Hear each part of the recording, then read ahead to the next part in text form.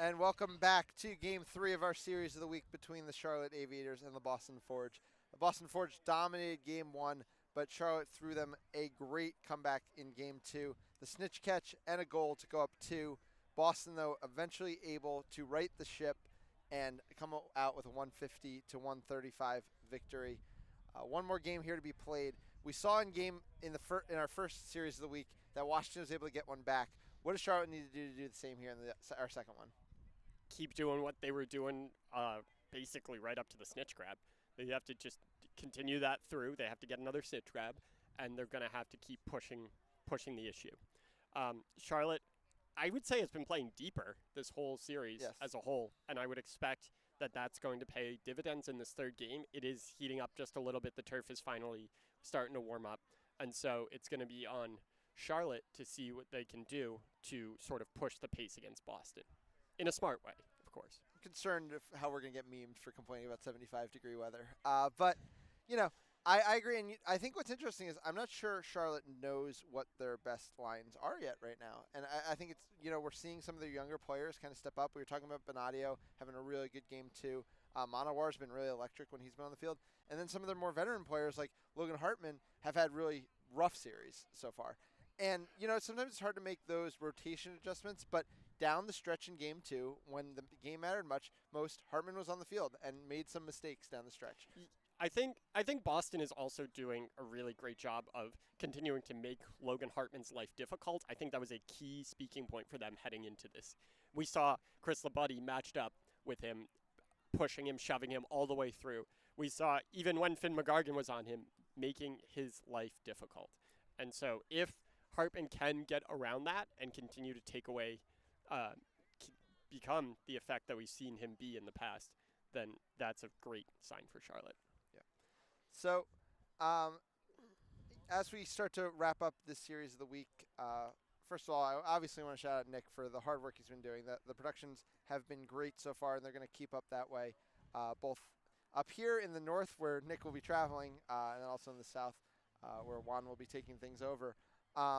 But, if you want to keep supporting our progress and kind of the upticks in quality you're seeing both on these streams and in our content, it really would mean a lot if you could subscribe to our Patreon, which has a lot of great content on it. We just released our first player vlog, Kellen Cupid's Cuts with Cupid, which takes us through his journey with the New York Titans. CJ Carter's doing an excellent job of editing on that one as well. Set a Pick, starring Ryan Naraki and Jessica Markle. They are incredibly entertaining. I highly recommend checking that out as well.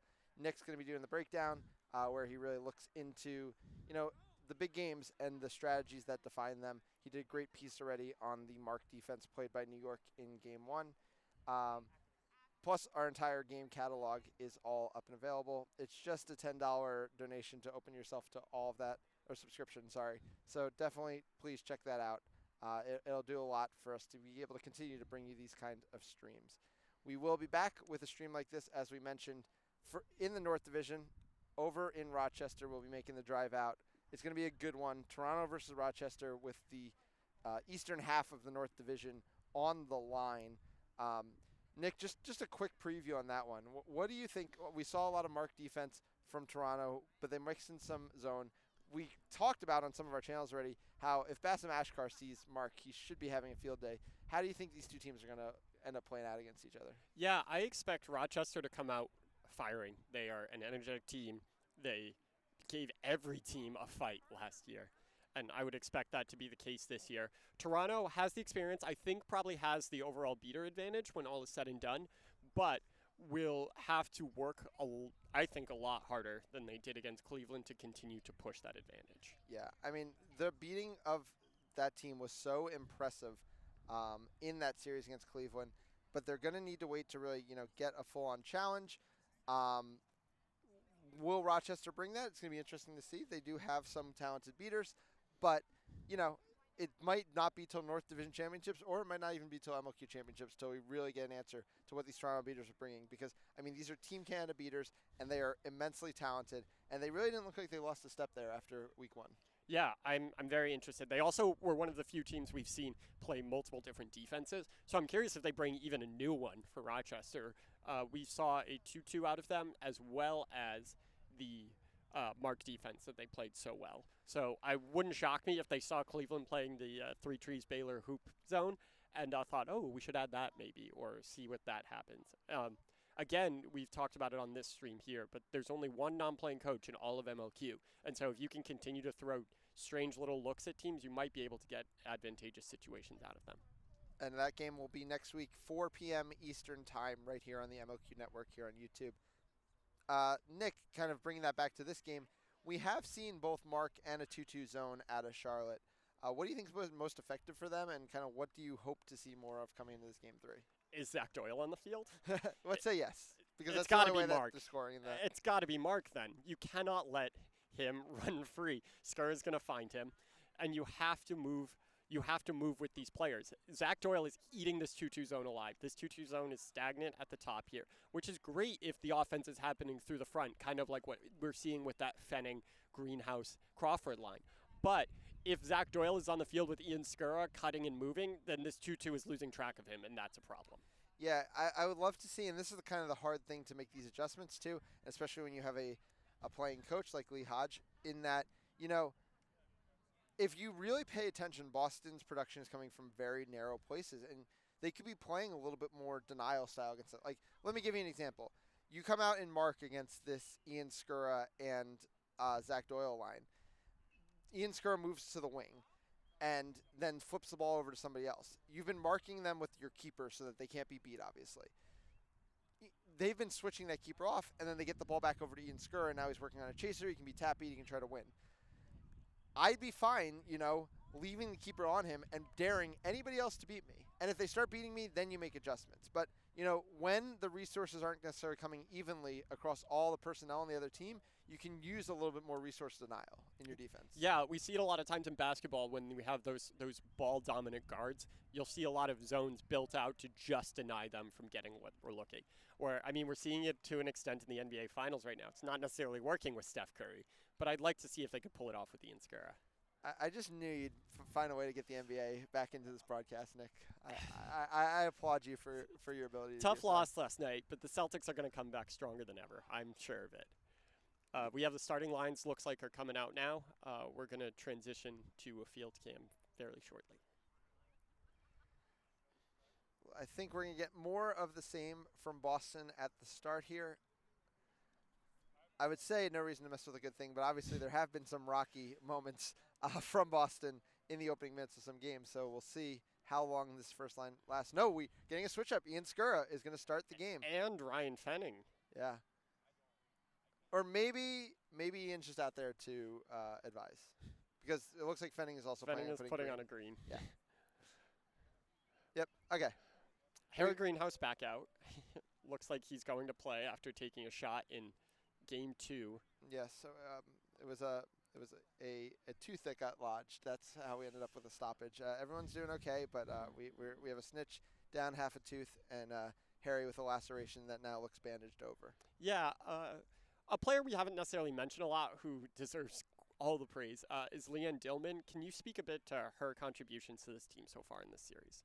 Yeah, I mean, she's a field general on this field. We've heard a lot at times when I can pick up audio because I am wearing a headset, that Ian Skura when he's on the field directing, and Leanne Dillman is doing the same thing when she's on the offense directing the offense. You don't think of that a beater necessarily in that role, but because of her ability to get deep into defensive sets and use tap beats to create space, she can be the director in those roles, and that is so important to this line. When you see, you've got a Fenning who hasn't played in a while, who's not going to necessarily be that audible leader in the way Skura, who's been playing constant reps lately, would be.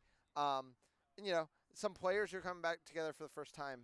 That's kind of what she can be for this team. Yeah, and she's shown it all the way through. She's been great.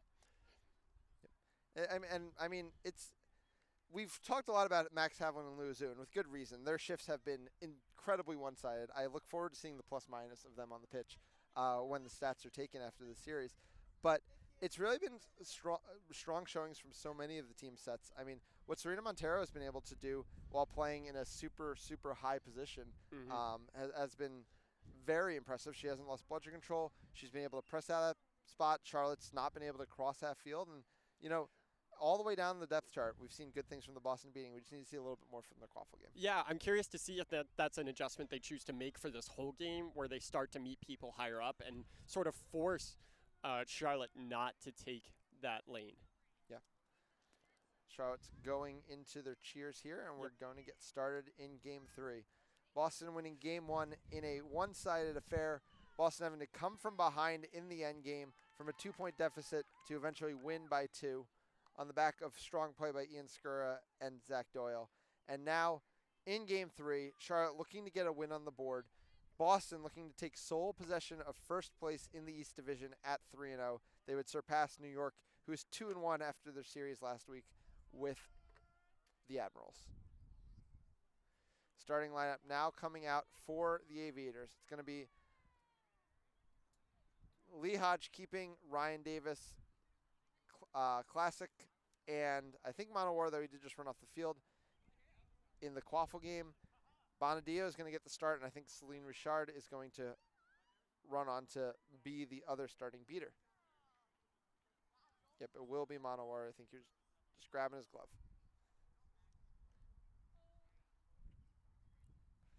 Run-up is 2 for 2 on Taylor Crawford coming up with the Quaffle, but also 2 for 2 in Charlotte coming away with bludger control. We'll see how it plays out.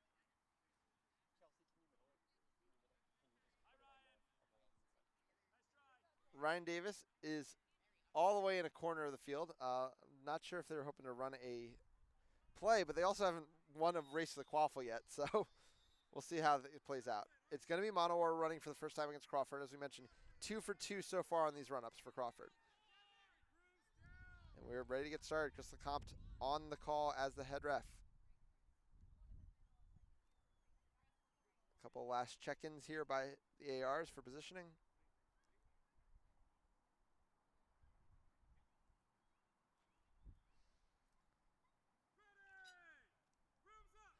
And we are off in Game 3. Crawford wins his third straight race and puts it back to Fenning. Fenning, a long pass over the top to Greenhouse. Boston immediately on the board and with bludger control. It is a dream start for the Forge.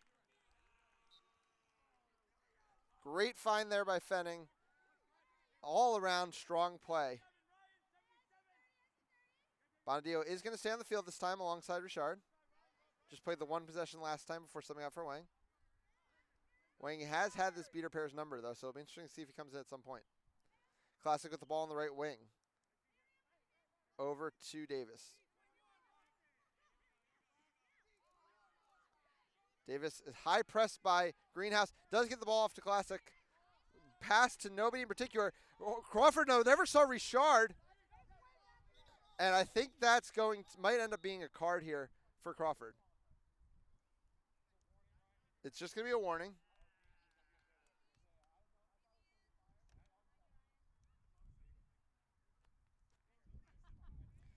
Just a quick conversation about this, but I think Crawford's getting off with a warning.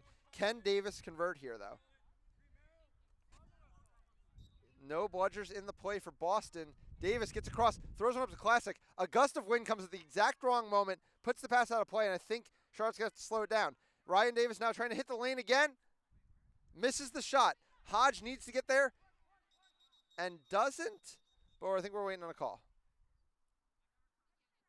Weird the way Hodge played that. It looked like he was almost waiting for it to roll out of play.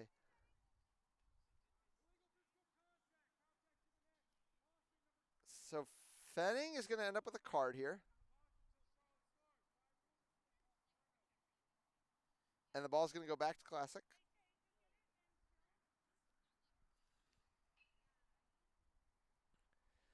Classic defended by the keeper, Crawford, who now, by taking the green headband off of Fenning, has the ability to goaltend.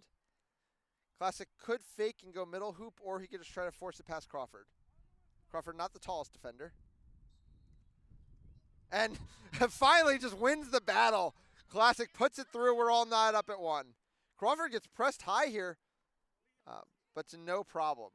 Bludger control, though, is with Bonadio and Richard. Bonadio looking to immediately take an exchange with Dillman. Able to keep bludger control, so no harm done. Crawford moves it around to Greenhouse. Greenhouse working behind on Classic. Classic gets the ball loose. Richard though misses a tap beat. It's going to go across, and I think it's going to end up being Charlotte ball. Things getting a little crazy here. Both teams a little frustrated.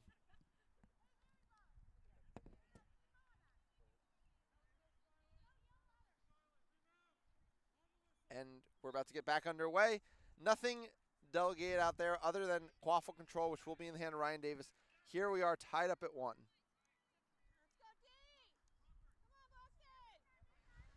Badino Richard leading up Davis. Mark from Boston. Can they clear a lane for Davis' shooting? And can Davis make one count?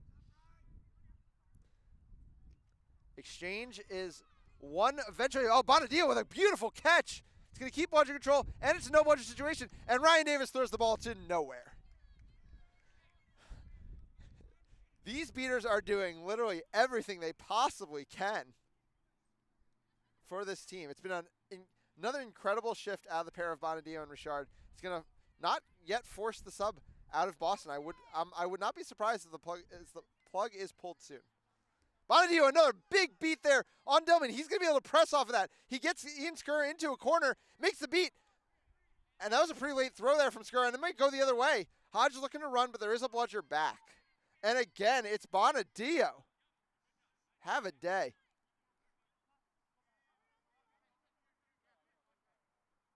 Oh, a dodge from Bonadillo. No bludger situation. Davis trying to get in the lane. It's going to be a tap beat to help him out. And it's a shot to nobody. Just missed opportunity after missed opportunity from Charlotte right now.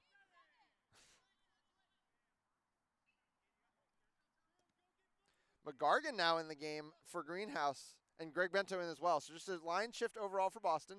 Skur has the ball over to Bento. Another big beat out of Bonadillo. Andrews, though, picks it up. This might be the final opportunity to get for budget control. And meanwhile, Ian Skur hits the lane. That's been the problem. When the beaters are trying to protect budget control, nobody is stepping up to stop Skura. Skura delivers once again his first goal of this one. It's 20-10 in favor of Boston. Bonadillo subbing out after that great shift, and it's going to be Wang into the game. Monowar takes a mid-range shot. It gets picked off. Classic, though, takes the ball off of Bento and gets it to a floater to Davis. Classic once again in the middle of the action. A nice hustle play there, and we're tied up at 2. Don't know how he got that one off of Bento, but it was a great job and a nice find.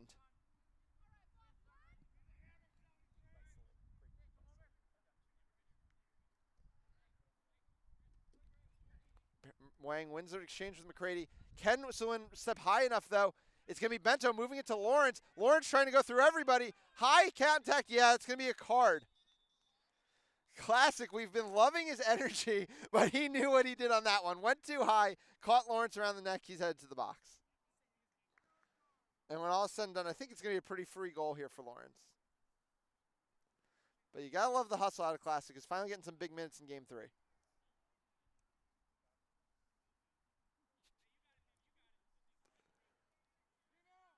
Hodge would really need to do something pretty magical here to make this one stop. Nope. Lawrence able to score, and it's a 3-2 game here early for Boston. Richard tried to beat McCready to get budget control back. Andrews is being forced to defend alone. Oh, it makes a big beat on Wang. Able to keep budget control. Big opportunity for Boston here to make something happen. Long pass across to Bird. The high Boston press is working. It's a pass all the way back across to Davis. Davis, though, is being closed by Andrews. Gets it across to Monowar, who only goes up with one hand and can't get to it. Another ball floats out of the hand of Davis, out of play.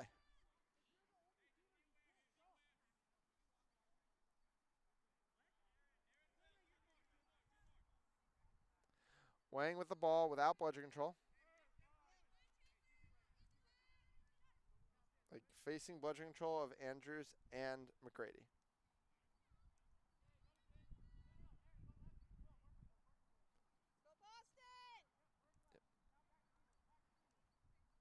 McGargan looking for a passing option. Eventually does get it back to Bento. Bird steps out. Wang takes an exchange with Andrews, but it's going to create a no-budget situation. McGargan looking to go through a whole team Eventually finds Trey Presley, and Bird just barely gets a hand on that loose ball. Wang is going to get there, clean it up. No, it's going to be Skur who gets the ball. Oh, and McGargan, I think, thought it was a pass. I think it might have even been a shot. Ryan Davis can get the ball, eat a tackle from Peter Lawrence, and it's going to be Andrews who's there first. But now it's Wang. Can Wang get bludger control out of it? It's a throwback. Oh, ball comes out of the scrum. It's going to be in the possession of Boston. Crazy, crazy plays here in the early minutes of Game 3. You can definitely see the tired legs starting to have an effect.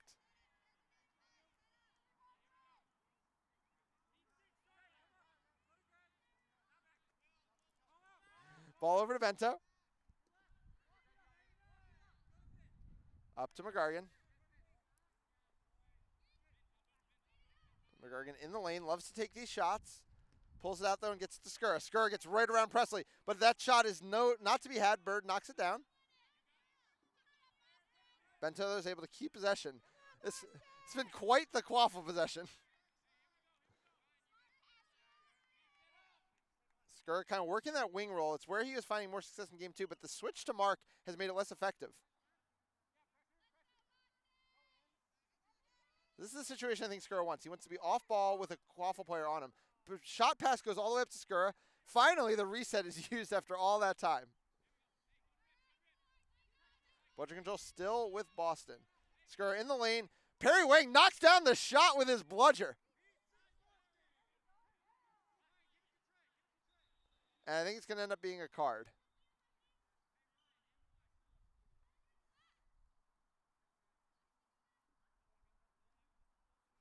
So I think it's going to go against Lawrence. I couldn't tell if it was contact from behind, but either way, it's going to be a yellow card. Power play opportunity for Charlotte here, looking to level up the game. Bludger control did also end up going to Charlotte at the very end of that play.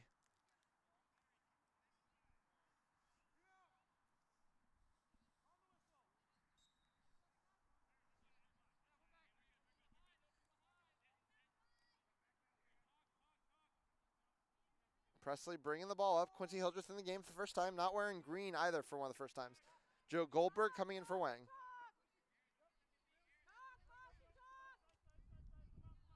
Hildreth all the way into the corner here with the ball. Gets marked by Skura. Flings across the Bird. There's only one hoop still up. And it's Logan Hartman who gets denied. And now Boston's looking to run. Goldberg throws back. But now his teammate Harrelson's going to have to protect Bludger control. No, Goldberg's able to get back to his own ball.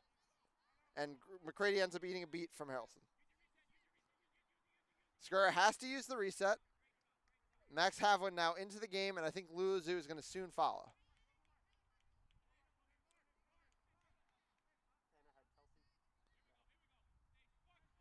McGargan now has the ball. Still 3-2 in favor of Boston.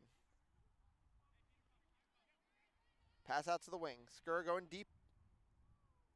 Hartman's trying to get to him. I don't know if Hartman's going to get there. Finally gets a body in front of him. Skura all the way to the hoops. Skura fakes Trey Presley out of their shoes.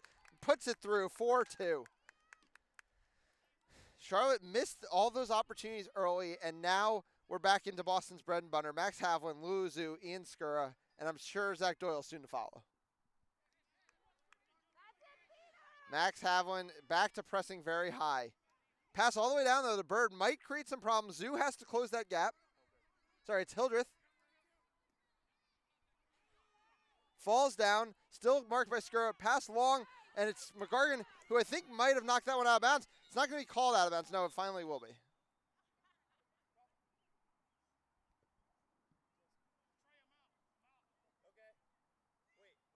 Presley has the ball.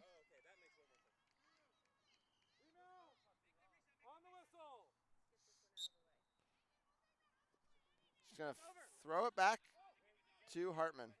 Oof, barely keeps it in play there. Of course, under MLQ rules this season, you can never reset all the way back behind the hard boundary. Hartman in the lane, working on Bento. Dodges a beat from Zoo. A big spin move, gets by Bento. Shot gets blocked. It might be off of a Boston hand, though. Nope, no call on the play.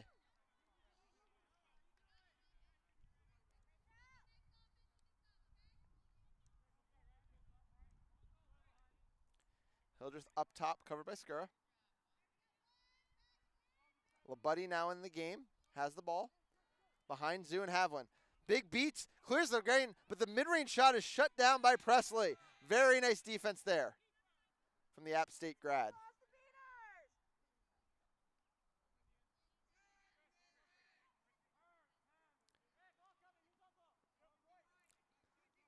Goldberg trying to size up Havlin. Yet to get ball control back since they came in. Richard now in alongside him. Presley onto the wing. Back up to Hartman. Hartman immediately eats a beat from, and it's just going to be free for Skura the other way. Oh no, Goldberg with a massive beat. And you know, you got to wonder, Skura probably had the mid-ranger before that beat was coming. Havlin is just literally standing once again in Charlotte's half of the field with no real worry. Cody Lebov now subs in for Goldberg. Beats Labuddy. A misbeat there by Havlin, but he's going to just pick up the loose tap beat. Now it's Hildreth getting into the lane. Puts one through. A much-needed goal there from Charlotte to stem some of the bleeding. And they're able to get bludger control off the play as well. But can they keep it? Richard and Lebov sitting deep. But that mark defense is going to allow for some tap beats. Labuddy is going to get the ball in behind Havlin. Going to knock out Hartman and then back across to Manhart. Manhart in the lane, over to Skura. Labuddy's got a lot of space on this weak side. Dodges the beat from Richard. No, he did not dodge it. He was called beat. And Havlin's able to get bludger control back off of that exchange.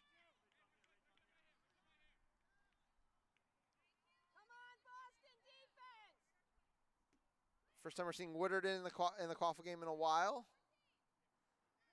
Hildreth over to Davis. Davis trying to, gets marked by Zoo. Doyle is now in the game. Does get beat by Cody Lebov, who misses a beat on Zoo. Having the long beat, misses Hildreth. Gets wrapped by Skura. I think it's going to be a foul. Woodard trying to pick up the ball. Does now. Slips by Manhart. If they want to use the advantage, they're going to have to use it soon. A long advantage being held here. Davis knows he has one. This means shot. And once again, Ryan Davis shoots high. 4-3 the score.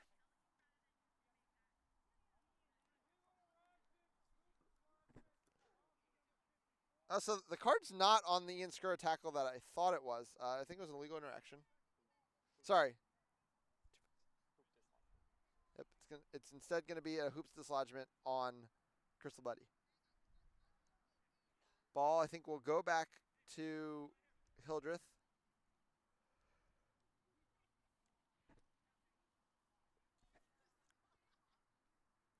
I guess the question will be, if there's advantage called, you have to put the player back at the spot of the foul, or they can obviously move back to a restrictor zone. I think this is all being figured out by the ref staff. Also have to decide whether the hoop's being stood up.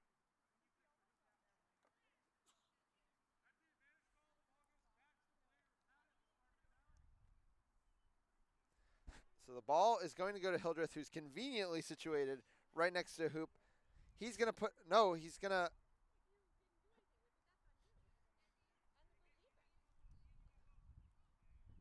I'm not sure the call here. I'm not going to try to figure it out. Like I said, I have a speaker on. I can't quite hear Crystal Comp's call. Hildreth, though, has the ball at the restrictor zone line. Throws all the way back down to Woodard. Woodard lets one go. Back to Davis. Davis now has to get by Doyle. Doyle gets beat. Davis hits a shot. Much needed there for Davis and for Charlotte. We're knotted up at 4.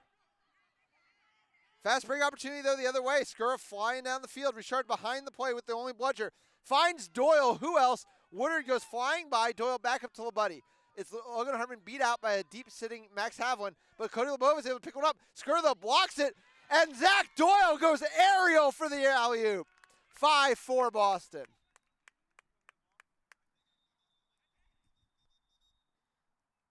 Though one of the ARs, I think, does have a call, so we're going to have to sort that out. So 5-4 pending currently.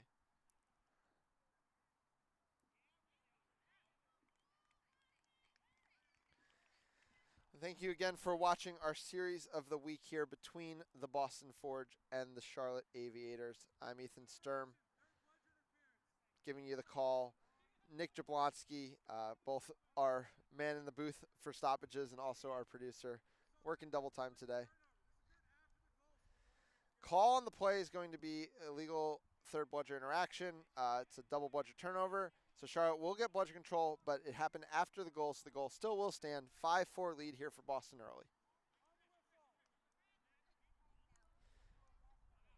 Boston still does have the one bludger back, so there won't be an immediate first fast break opportunity. Ball in the hands of Ryan Davis. Kieran Collier and Serena Montero in the game for Boston, going up against Richard and Bonadio, who's re-entered after a very, very strong first shift.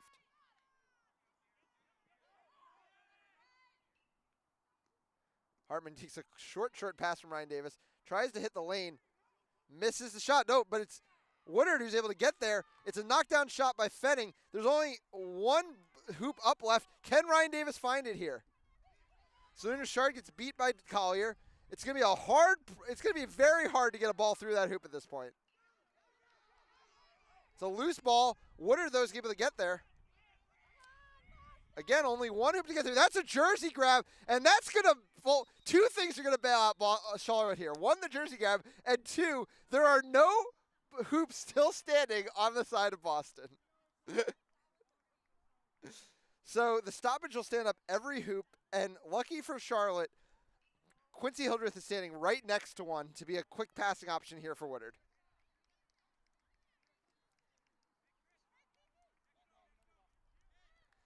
The bad news for Woodard, though, is that all of the bludgers are with Boston. So two things Charlotte has to think about here. A, can they get the goal? They do have Hildreth, but Kieran Collier can unleash one on him if the pass is made. And two, can they score in a way that stops any fast break the other way, since there are no bludgers in the hands of Charlotte players? Pass just goes back to Davis. Oh, it's a missed beat by Collier. Montero makes the beat, though, on Davis, who didn't seem to ever see her. It is enough, though, at least to stop a fast break going the other way. Pass over to Doyle. What a perfectly weighted ball from Fenning. And Doyle finishes yet again, 6-4. Doyle's second of the game.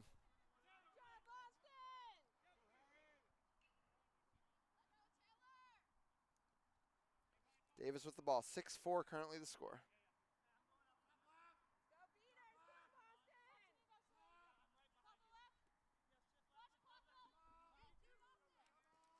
Burns with the ball. Goes all the way across. Oh, just misses Woodard there. Woodard was briefly called a goal, but it's not going to be called good. But Woodard's also down. So we're going to have a stoppage here. We're going to swing it back to the booth as we check on the injured player. Back here with Nick Jablonski. Nick, what have you seen so far from this one? Obviously, it was back and forth for a while. Boston was able to get a couple goals here in more recent moments, but definitely feels like more of a game two than a game one. Yeah, I think Charlotte figured something out. I think they didn't come out in game one ready to play quite as strongly. They let up a lot more transition opportunities. Boston is still really only scoring in the transition offense side of things, but the fact is that this Charlotte team is coming out in a marked defense, which is frustrating this Boston core. They're not getting those passes to the incisive locations unless your name is Zach Doyle, and everyone else is being forced to catch the ball outside and make people miss in order to get to space. Yeah, for sure. And you know, I think we've seen better things from their beating core. I think the real limiting factor on this beating core is just the number of minutes it's requiring from Celine Richard, who I think has been very, very good. But you know, I mean, it's tough to play 3 25-minute games back to back in the middle of summer. Yeah, absolutely. I mean, it's kind of the Heather Farnan experience, right? Heather walked into a situation where she doesn't have to do that. And Celine has walked into a situation where she does have to do that to keep this team afloat, and she's doing a great job with it. She's still moving all over the pitch. She's still being disruptive, but it is definitely a task. Yep.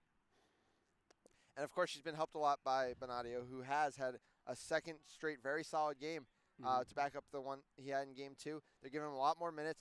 And that's the sign of a good staff to successfully, you know, recognize, you know, who your hot hands are and make sure those are the players you're using coming down the stretch here.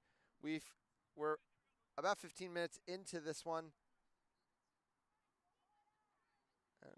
Interesting to see what's going to happen here. So the call was that the play was stopped while the ball was still in the air. Therefore, the ball is returned to the player who launched the ball. Right. So Classic, back in the situation he found himself in the opening minutes of this game. He was able to put one over Crawford then, fending a bit bigger player than Crawford. Classic still finds the center hoop, though. 6-5. Charlotte hanging tough here in game 2. Classic second. 15-minute mark now. Crawford has the ball down the right side. His second shift in the game here.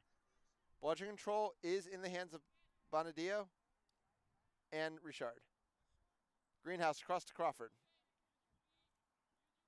Missed beat there by Bonadio. Fenning in the lane, finds Greenhouse. Greenhouse finds the hole. Even if he didn't, though, Fenning puts it back through. Not sure who we're crediting that one through. For the stat takers, I do think Harry Greenhouse's shot went through.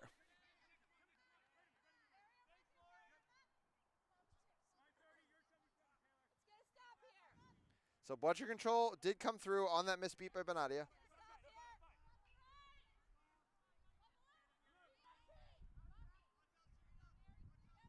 Oh, but that's a chance to get it back there and keep Coaffle control as well. Big opportunity here for Charlotte. Classic shoving Taylor Crawford out of the play.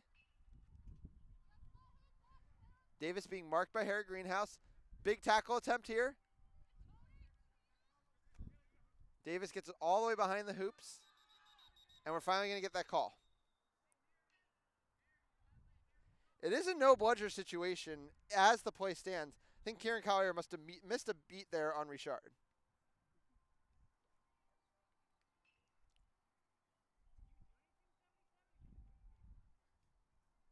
I like the recognition there from Dively as well, that the no bludger situation was happening. Came over to set the screen to free it up.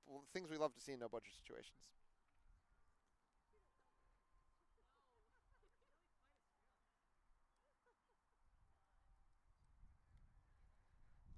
Still being discussed here by our head ref.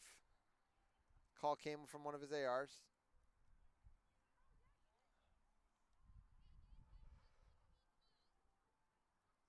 Beautiful evening, early evening out here in East Boston for our series of the week between Charlotte and the Forge.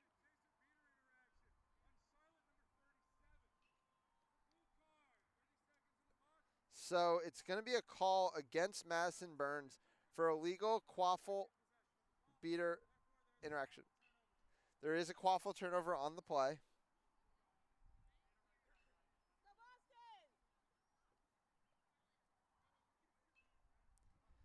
So an unfortunate opportunity squandered there from Charlotte, who, with no call on that play, might have been about to cut the lead back down to 1. Burns will now have to serve a penalty. We'll see what kind of defense they break out with just 3 Quaffle players. Collier makes a big beat on Bonadio, but Bonadio makes a dodge the other way. Richard's able to beat. It's a passes all around. Crawford can't make the shot, though, and Davis is going to get there first. Davis might be able to run off of this tackle. Loose ball will eventually be picked up by Dively. Dively, their first minutes in this game.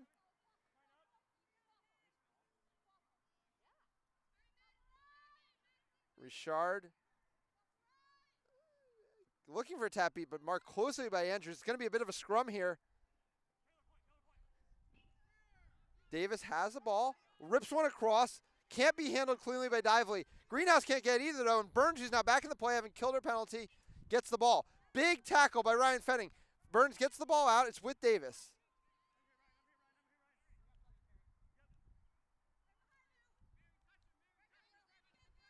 Davis takes the tap beat on Greenhouse, but that's a late throw there from Davis.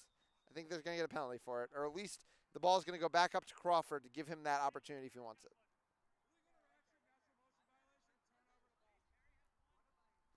Yep, so Chris LeComp just didn't want Boston to be punished for the added time it was going to take to go get that Quaffle. Ball's going to go right to the nearest Quaffle player in Crawford, though I'm not sure he's going to look to run either. Anyway. He's going to give it a pace, see what his beaters can create for him. Gets out on the right wing. Swings it back to Skura. Beat on Burns. Oh, a Skura shot. A little bit lazy. We haven't seen many lazy shots from Skura. He is able to use some quick footwork, though, to keep possession. Long pass across. Crawford has it behind. Crawford shot off the T-bar and picked up by Classic. Charlotte defense holds once again. Goldberg in for Richard, joining Wang.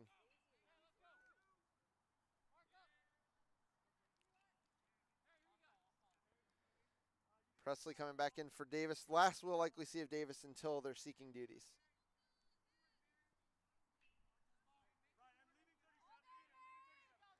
Communication on the Boston side. Skura playing up top with the green headband. Out of his zone now, though. Burns is going to pass the ball off. Presley now has it. Presley in the lane. Presley's shot goes low. You can hear the frustration on their face, or on their voice, to be honest.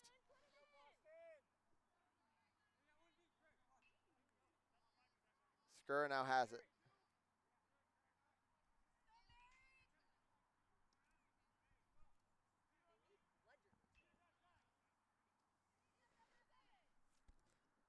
Misbeat there. No, it does hit, and it's going to go the other way.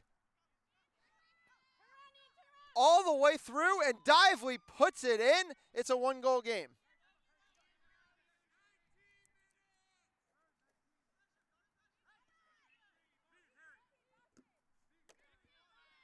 Floater there almost goes, but instead it's just going to be another wasted possession. Bludger control with Charlotte, and now something's starting to brew here. Wasted possessions from Boston. Charlotte could be tying the game up as we quickly approach 20 minutes. And we know how effective Ryan Davis can be in snitch on pitch situations. Bird with the ball. Hildreth now back in the game.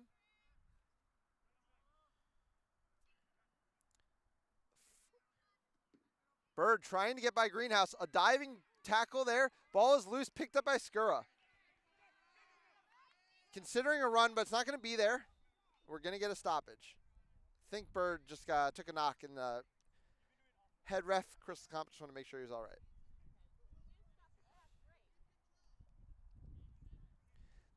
The message from the bench of Charlotte is to keep control here.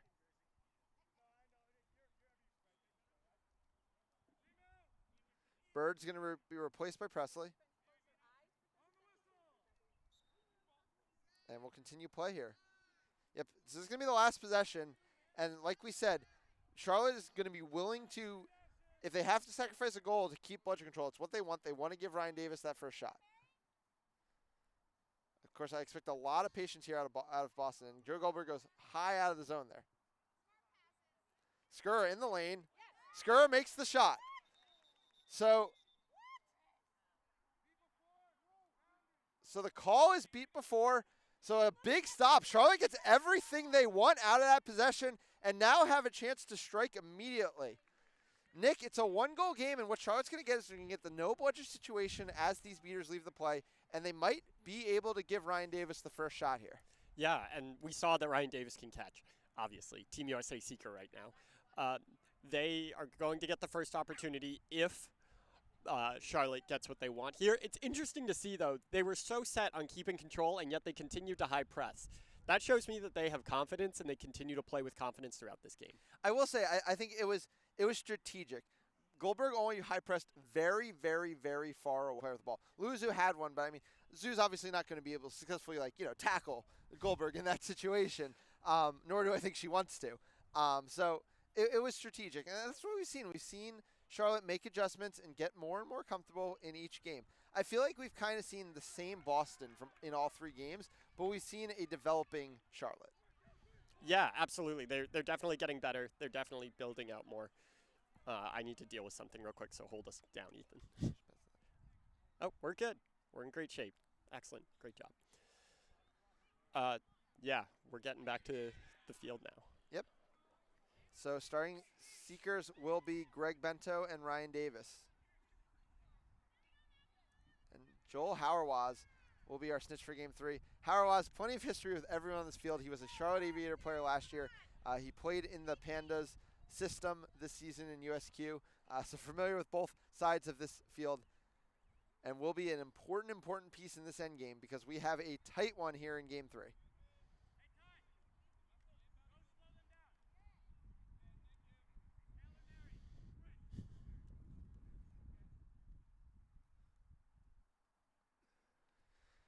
Sorry for any technical difficulties we might be having here right now, but as we come down to the end of our series of the week, everything is also being recorded and will be up very quickly for you to watch. And of course, you can also, if you don't want to watch the whole thing, you can watch Quidden 5 midweek in Skur, currently on the field, also an incredible video editor, and really make sure we get to the best minutes of these games.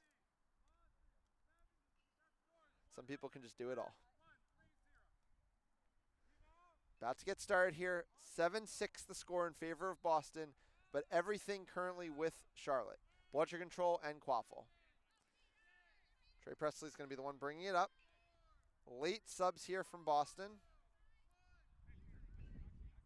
Havlin gets the early beat in on Davis, but also there's an early beat on Bento. Havlin gets all the way deep on Davis. Now it's one-on-one in the Quaffle game. Presley trying to get by Beckman. Beckman makes a big tackle. It's going to be a pile up around there, but Davis is going to get a shot. This is what Charlotte needs. They need him to deliver quickly. Ball goes behind, and it's passed up top again. Davis needs to shoot. He shoots behind, and they have the grab. Big opportunity here. Charlotte for the second straight end game would be up 2 if the catch is good. Big performance there out of the beating pair of Goldberg and Wang to give Davis all that time, something they have not been able to be afforded this entire series. Of course, caught in one shot in game 2. Gonna wait for the conversation between the snitch and the head ref.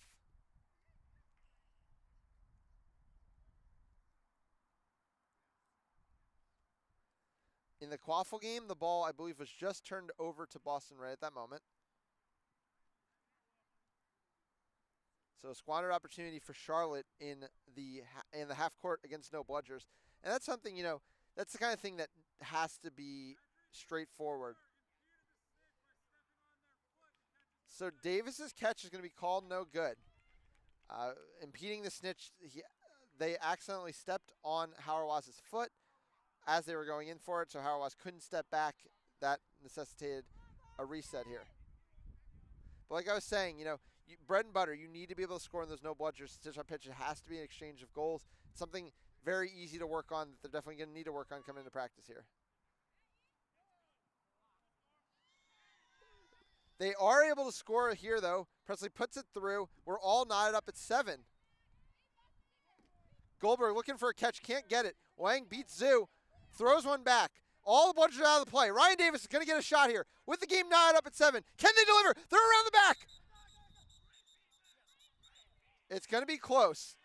Davis shot around as Max Havlin's beat was coming through, and it's going to be a question of what happened first, the beat or the catch. If the catch is good, Charlotte will have its largest lead of the series at 35 points.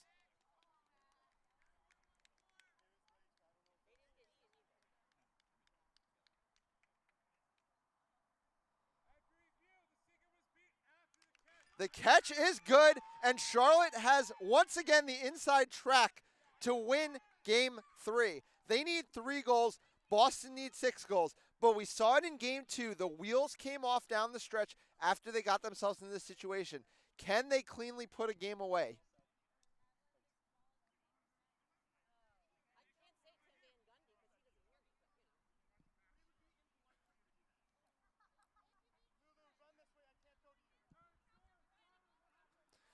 Skur, I think, is going to get a no-bludger situation out of this, though, so they might be able to make the first goal up very quickly.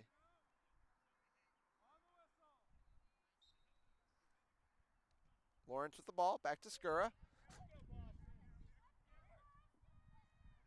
It's no bludgers as Goldberg gets beat. Can Skura do anything here? Working on Hildreth.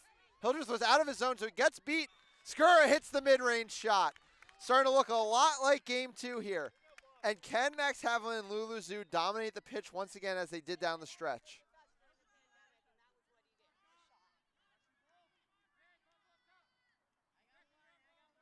Lebov now in the game for Goldberg.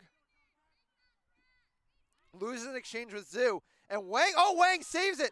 And he's going to be able to keep Bludger control through that. It is going to be a quaffle turnover, but it will be Bludger's back. Lawrence trying to fly down the field, finds Bertram across the way. Bertram goes right through Presley. Big fast break goal the other way. Boston has already made up 2. And Max Havo just took Bludger control off of Charlotte. Things are coming off the rails once again.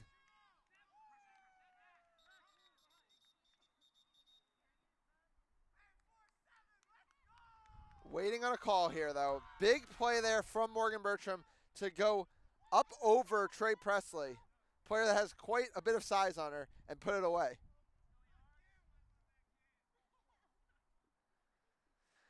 I think the call is going to be in the beating game. I don't think it's going to affect the goal. I think it was from the exchange in which Max Havlin was able to win Black Bludger control, but we'll have to wait to see.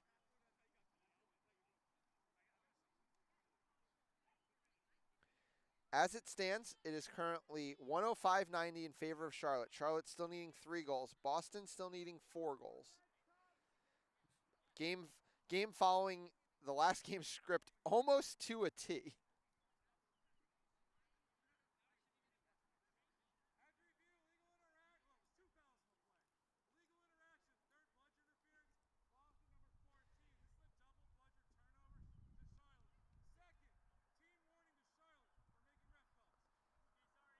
So Havlin is going to have to turn over his bludger, a result of the play he made, as I said, in that interaction. No cards on the play. Charlotte did get a bench warning for making ref calls. So Charlotte has 2 bludgers, but they are all the way back behind the hoops. Lulu Zhu has the ball much closer to the qualified players. Be interesting to see how this one exactly plays out. Max Havlin is also off broom. Hildreth with the ball. A goal would be so big for Charlotte here. Tries to go by Beckman to no avail. Can't get the ball out either. It's now loose. It is picked up by Adeline Morris. And she's going to get back to Hildreth. A lot of players being tappied out. Skura has to step out through that. Hildreth, though, gets around Skura, and he can't put it away. We've seen these opportunities before on the side of Charlotte. Big line switch here. Boston finally breaking out of what they were running with Stitch on pitch, getting to the line that's had so much success for them. It's Skura, it's Labuddy, it is Rachel Manhart, and it is Zach Doyle.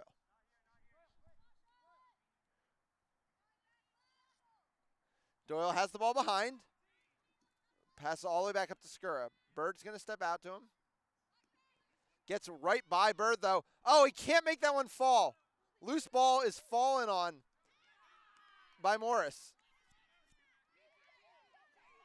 Big hit there, Havlin on, made by Lebov on Havlin, but Havlin's able to keep the bludger.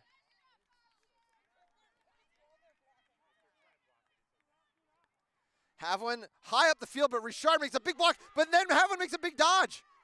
Zoo's all the way by herself, which means the pass could go all the way back to Davis, but Skura gets a hand on it. Bonadio tries a beat on Havlin, but Havlin makes a stop. Then Havlin makes a beat. It's no bludgers the other way. Labuddy needs someone to step to him. It's going to have to be Hildreth.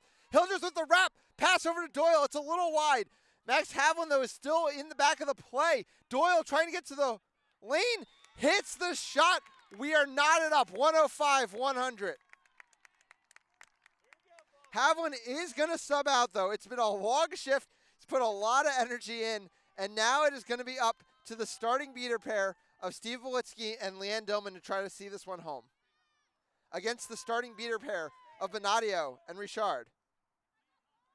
Manowar back in the game here with the ball and Davis on his wing. Hodge behind.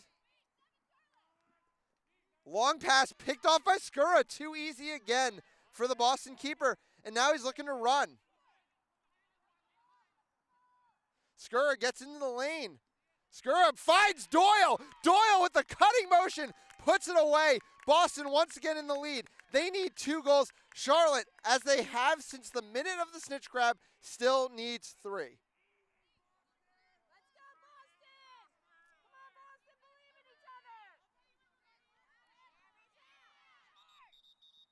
And we're going to get, I think, Charlotte's timeout. And that is a well overdue timeout here from Charlotte. As we swing it back to the booth in a situation here in Game 3 where Boston needs 2 goals and Charlotte needs 3 goals. Nick, things have gotten a little lazy from Charlotte in the last few offensive possessions. Do you think it's just tiredness? Do you think it's forcing and tightening up in these big situations? What's going wrong right now for the Aviators? I mean, they're really spread out on offense. The fact is, when they were seeing success, it's from the top with those driving lanes and then finding it.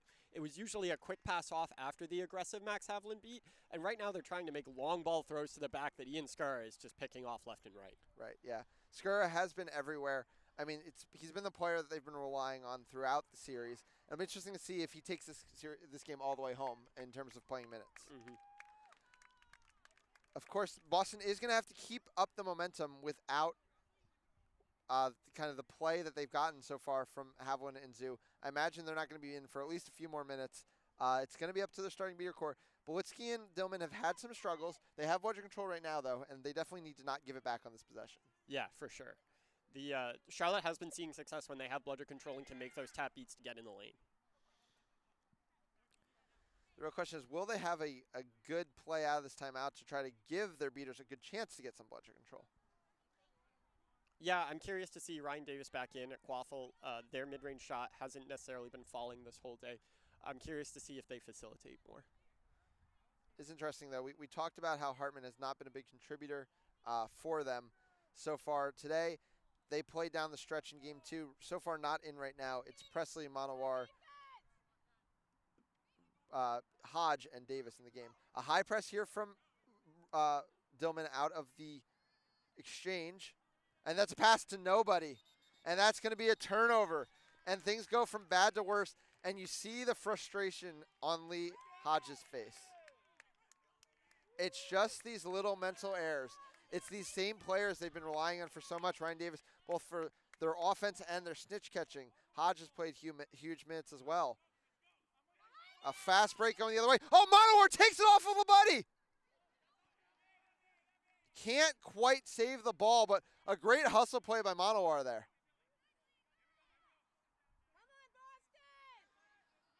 Bonadio has the only bludger for the Aviators. Richard protecting him up top. Hodge can't be beat on the left side. Swings it back to Doyle. Doyle takes the long shot over to Labuddy. Labuddy's trying to get in the lane. Labuddy tries to get big, and it falls. One more goal here for Boston, and they will walk away with a sweep and sole control of first place in the East Division.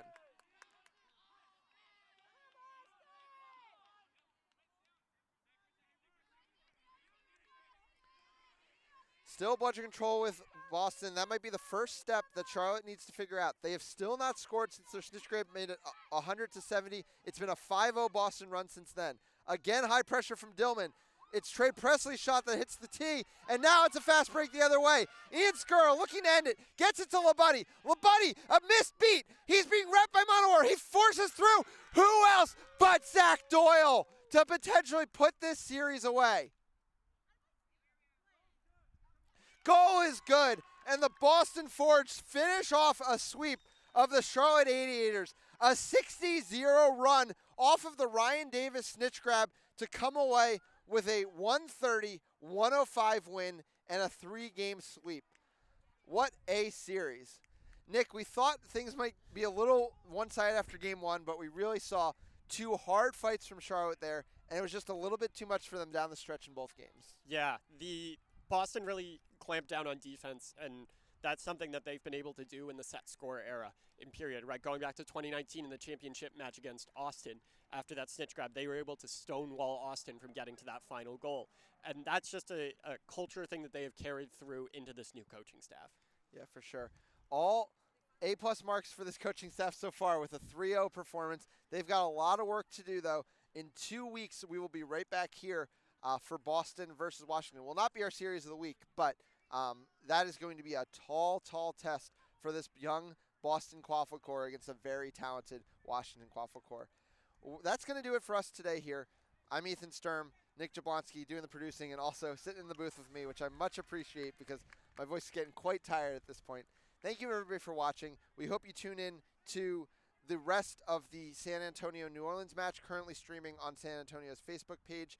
And then we will see you next week in Rochester for our Series of the Week, 4 p.m. Eastern, Rochester, Toronto. Hope you tune in. Thanks, everybody, for watching. Take care.